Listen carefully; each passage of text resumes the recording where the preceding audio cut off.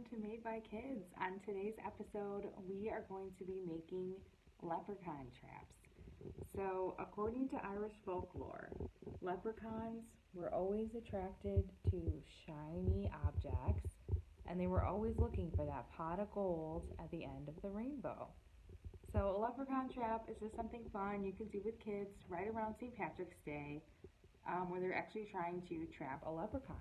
So, we used some pipe cleaners, green paper, little gold coins, and of course little pots of gold to try to trap the leprechaun through the trap door and get him to fall through this hole. And then when the kids wake up, whether it's St. Patrick's Day morning or any day around St. Patrick's Day you pick, they're going to wake up and see if the leprechaun fell into this trap.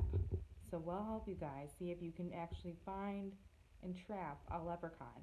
So I'm going to go over everything I used to make this little leprechaun trap, including the little ladder here to help the leprechaun up.